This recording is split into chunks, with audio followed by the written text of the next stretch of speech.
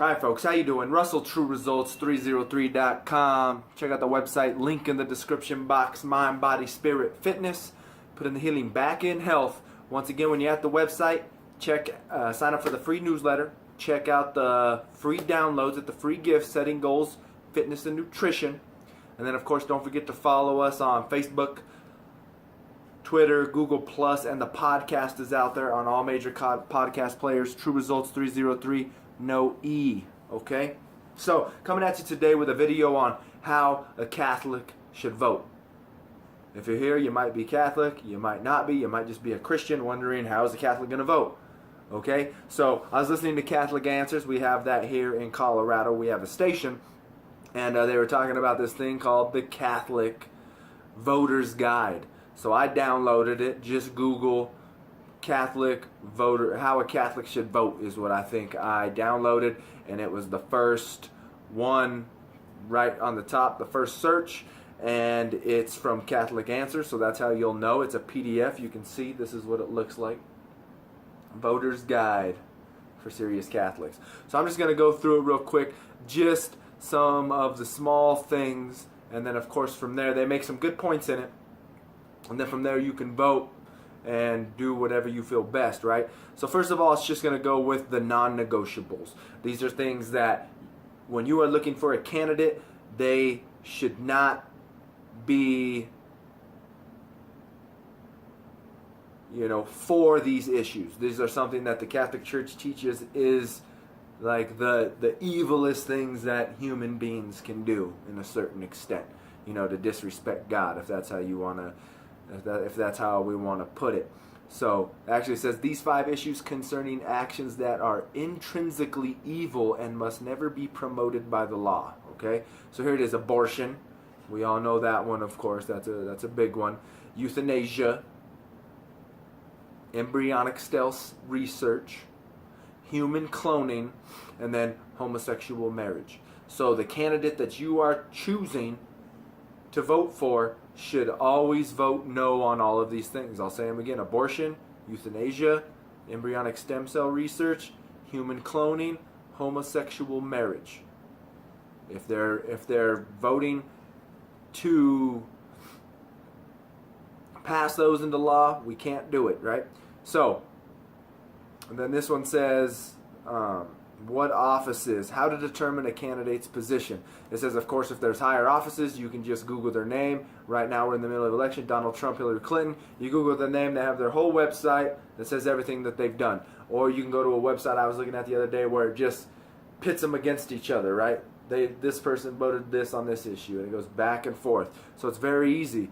It says sometimes it's often difficult to learn the views and candidates for your local office because few of them have an opportunity to consider legislation on such things as abortion, cloning, and sanctity of marriage. But these candidates, being local, can often be contacted during or have local campaign offices that will explain their position. If you cannot determine the candidate's view by other means, don't hesitate to directly write your candidate.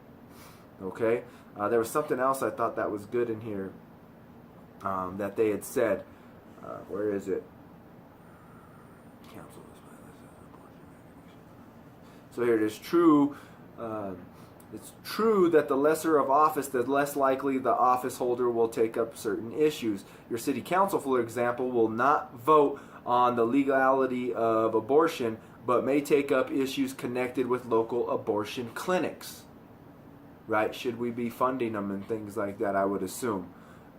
It is important that you evaluate candidates in light of each non-negotiable moral issue that will come before them in the office they are seeking.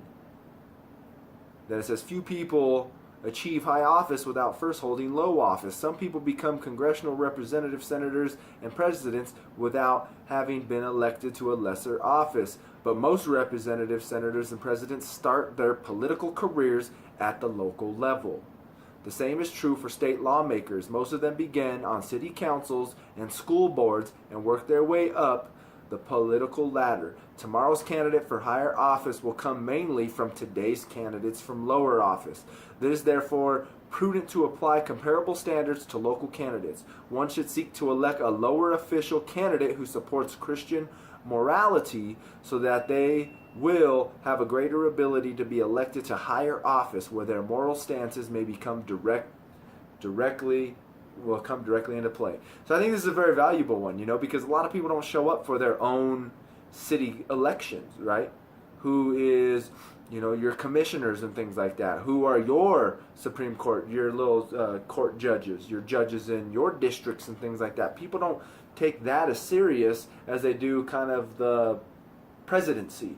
And I think we've got to understand that those are the ones that directly affect us and how we run things, right? Just like here in Colorado, marijuana is legal, but still it's not legal in the United States. That directly affected us voting on our state level. So we need to vote more on our state level. And like they said, this is where we really need to do our research, because most likely these are going to be the leaders of the higher offices 5, 10, 15 years down the line. So I thought that was a very valuable thing that needs to get across to you or me as a voter, that we need to be looking into these people. And of course it means doing research, but you know what? It's going to get you off the TV, and it's hopefully going to make significant change within our community, right?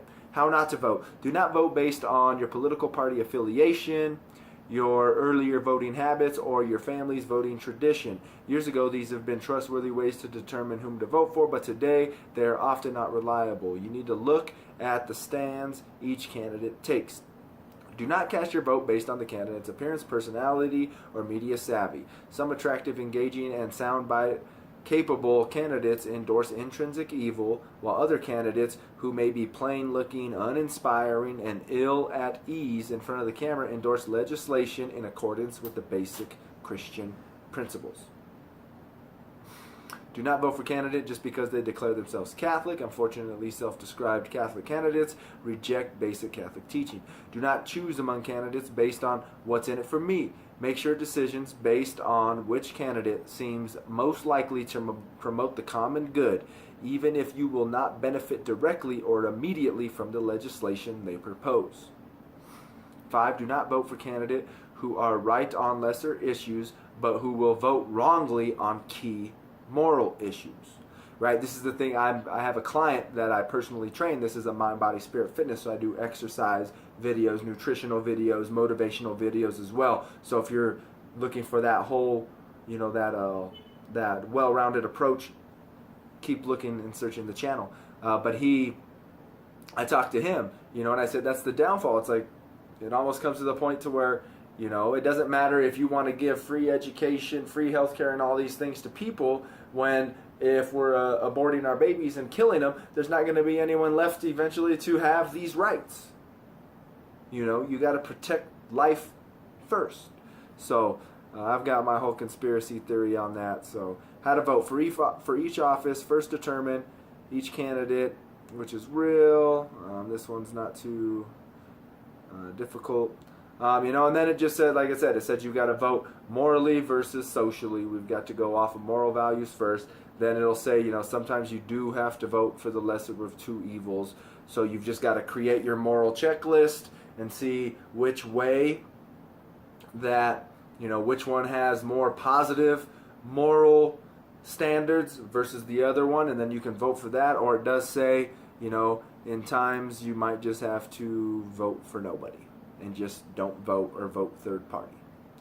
So once again, I thought that was interesting. This is just, it's only 18 pages, It's only 18 pages. So it's a very simple read. I wasn't going to sit there and read it word for word. We're already at 9 minutes, and I just kind of skimmed through it. But once again, there are other things like this one, issues that are not in play politically.